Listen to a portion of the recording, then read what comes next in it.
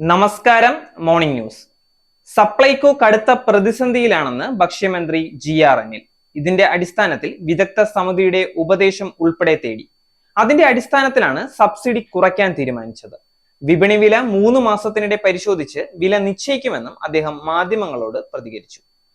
2016 സപ്ലൈകോ വില കുറച്ച് വിതരണം ചെയ്യാൻ തീരുമാനിച്ചത്. അത് ഇത്ര കാലവും തുടരുന്നു. ജനങ്ങൾക്ക് അധികം പ്രയാസപ്പെടുത്താതെ വില വർധന ബാധിക്കാതെ സാധനങ്ങൾ നൽകും. മാർക്കറ്റ് വിലയുടെ 35% വില കുറച്ച് 13 ഇനങ്ങൾ നൽകും.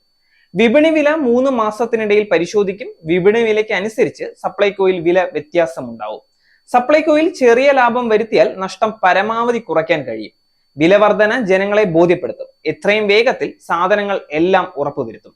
വിതരണക്കാരെ കാര്യങ്ങൾ ബോധ്യപ്പെടുത്തും. മാറ്റം ഉണ്ടായാൽ പോലും ഭാരത് അരിയേക്കാൾ 1 പൈസയെങ്കിലും വില കുറഞ്ഞ നിലയിലാകും സപ്ലൈകോയിൽ അരി നൽകുക. മാസപ്പടി കേസ് അന്വേഷണം തുടങ്ങിയത് 2021 serious fraud investigation office. CMRL Exalogic ഇടപാടിൽ 3 വർഷം മുമ്പ് അന്വേഷണം തുടങ്ങിയെന്നും SFIU പറയുന്നു.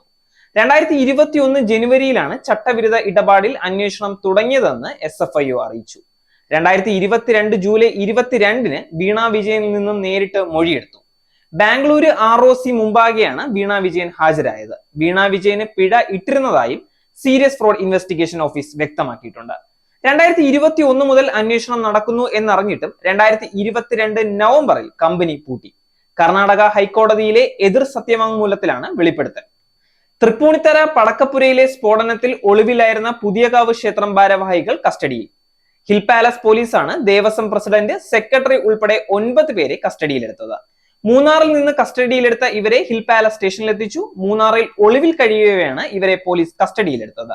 പടക്ക സംഭരണശാലയിൽ തീപിടിച്ചുണ്ടായ ഉഗ്ര സ്ഫോടനത്തിൽ 2 പേർക്കാണ് ജീവൻ നഷ്ടമായത്. നേരിന്റെ വാർത്തകൾ നിങ്ങളുടെ വിരൽത്തുമ്പിൽ എത്താനായി സാക് ന്യൂസ് ചാനൽ സബ്സ്ക്രൈബ് ചെയ്തും ഷെയർ ചെയ്തും ഒരു ശരിയായ മാധ്യമ നിലപാടിന് നിൽക്കാൻ ഞങ്ങൾ നിങ്ങളെ ക്ഷണിക്കുന്നു.